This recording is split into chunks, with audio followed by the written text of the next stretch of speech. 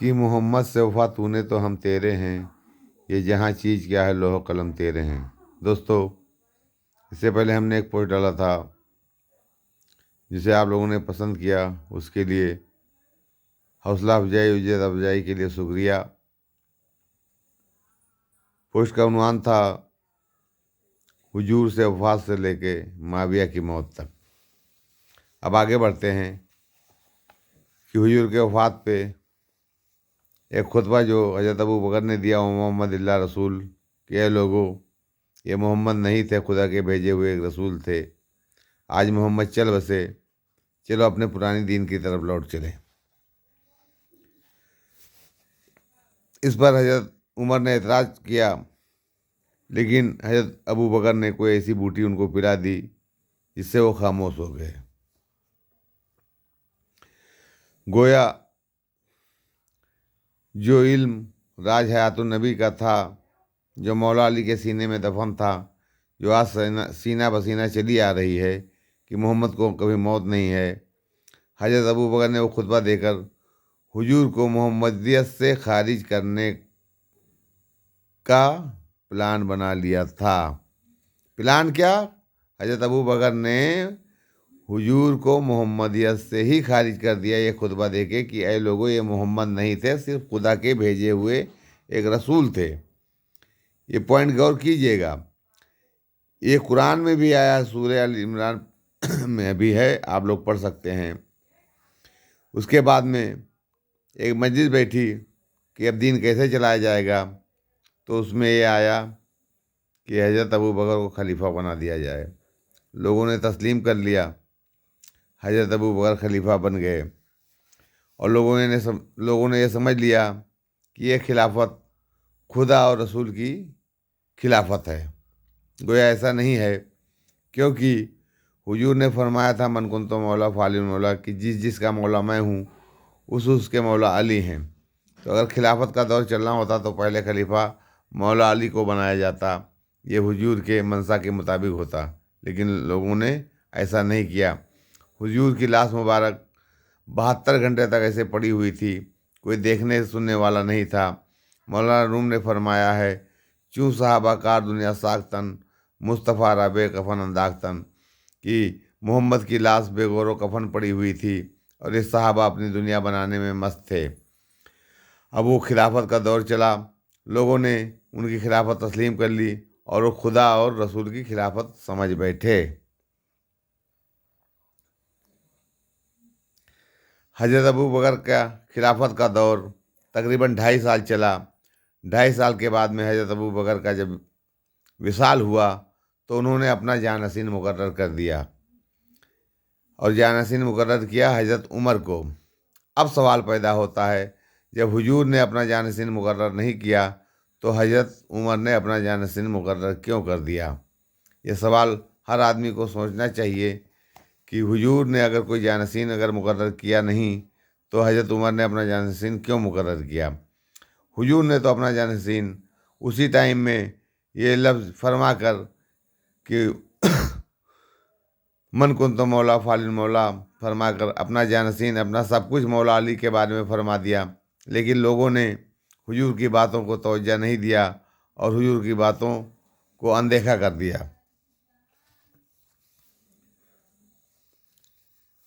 अब पहला सवाल ये होता है कि हुजूर के टाइम या हुजूर के मंशा के मुताबिक खिलाफत नहीं बनाई गई, और दूसरा सवाल ये पैदा होता है कि जब हुजूर ने अपना कोई जानशीन नहीं मुकर्रर किया तो हज़रत उमर ने अपना जानशीन क्यों मुकर्रर कर दिया? ये खुदसाख्ता खिलाफत बनाई गई। इससे साबित होता है खिलाफत कायम करना भी हुजूर की मर्जी के खिलाफ था, और जानशीन मुकर्रर करना भी हुजूर के मर्जी के खिलाफ था। बस इस खिलाफत को मजहबी खिलाफत नहीं कहा जा सकता, अलबत्ता दुनियावी सल्तनत कहा जा सकता है, क्योंकि हज़रत उमर के बाद इंतखाब खिलाफत वसत रखी गई कि खलीफा बनाया जाएगा जो हज़रत उमर व हज़रत अबू बकर के नक्शे कदम पर चलेगा। इसलिए तीसरे खलीफा के बारे में जब मौला अली को बुलाया गया और आपसे पूछा गया कि आप खलीफा बनेंगे और हज़रत उमर और उमर के नक्शे कदम पे चलेंगे। मौलाए कायनात ने फरमाया, मैं खुदा और रसूल के नक्शे कदम पे चलूँगा, इन लोगों के नक्शे कदम पे नहीं चलूँगा। लिहाजा उस वक्त हज़रत उस्मान से पूछा गया तो उन्होंने कहा कि ठीक है, हाँ मैं इन दो खलीफाओं के नक्शे कदम पर चलूँगा। जैसे ये लोग चलते आ रहे थे वैसे मैं इनके नक्शे कदम पे चलूँगा। लोगों ने हज़रत उस्मान को तीसरा खलीफा मुकर्रर कर दिया। अब तीसरा खलीफा मुकर्रर करने में जो भूमिका निभाई गई या जो कुछ चाल चली गई माविया की तरफ से, तो उसके कुछ नमूने पेश हैं। जैसे मरवान हुजूर की नकल करता रहा, हुजूर रास्ता जाते रहे, मरवान नकल करता जाता रहा कि मैं भी मोहम्मद हूँ, हमारे ऊपर भी वही आती है। जब हुजूर देख देख के परेशान हो गए तो उसको मदीने से शहर बदर कर दिया।